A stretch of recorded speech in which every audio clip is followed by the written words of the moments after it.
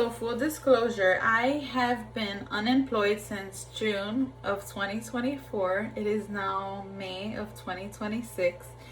And I cannot tell you how happy I was, and I wish that I could just keep that feeling in my heart when days get hard, but how happy I was when I got laid off. Um, Not because I didn't enjoy the work I did. I worked with great people, great kids, and I did enjoy the job that I was doing.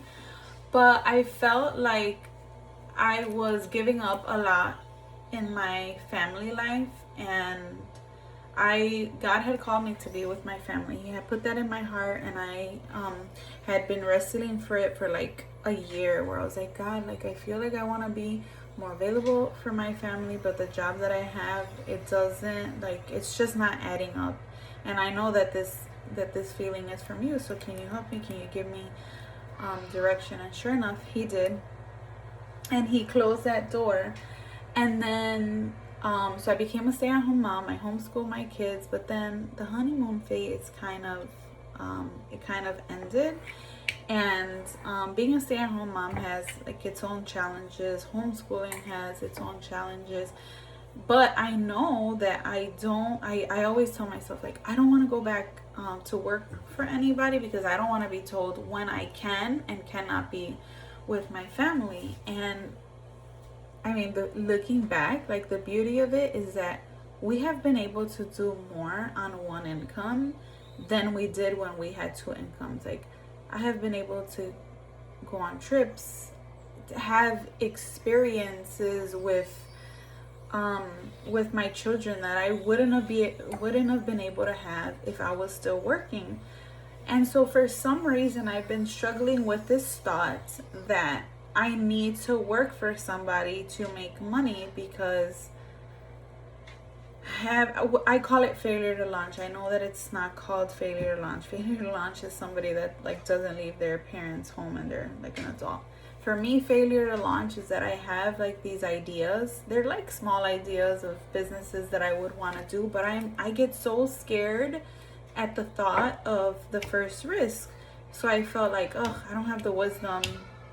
I don't have what it takes to do it on my own. So I started looking for jobs, and while I'm looking for jobs, I felt like I was not being obedient to God, and He did open some doors.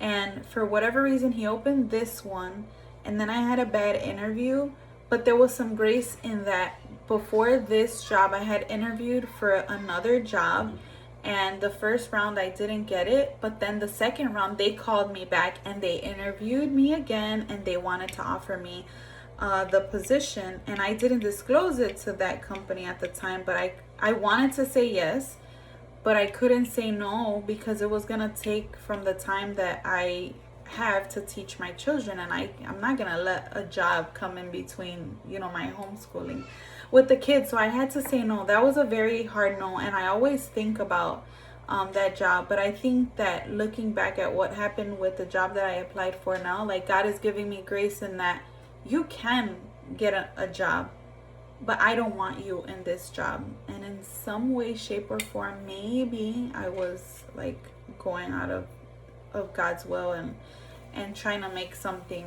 that God doesn't want for me. So I am on this journey now where I know that I have been praying, God, fill me with the wisdom. You filled in Exodus 31, He filled people with wisdom to build the tabernacle. The Bible specifically says that He will build them with the knowledge and the wisdom and the skill. And I have been praying, God, can you fill me with that? But then I get impatient, because I'm a sinner and I'm a person, and I just maybe I'm just not grasping as hard as I should to God's word, but I try to make things on my own. So I'm like, I'm just not thinking outside of the box the way that other people are thinking outside of the box. So let me just look for a job where I work for somebody, and I have my skill, and I do the job that they want, and then they pay me, and that's it. That'll be easy. But because I have been praying, God, give me the wisdom, like you did in the book of Exodus. It's like 31 to 35. he is answering that prayer, and he closed the doors, and I fully believe that he will give me the wisdom to do something on my own or whatever it is. But today, I am sure that God closed these doors for a reason, and I have nothing to be afraid about. So if you find yourself in a similar situation where you were excited about something, or in your mind you thought that this opportunity was going to be great and it didn't happen, it's going to be okay. God has a way for you. We just have to be patient.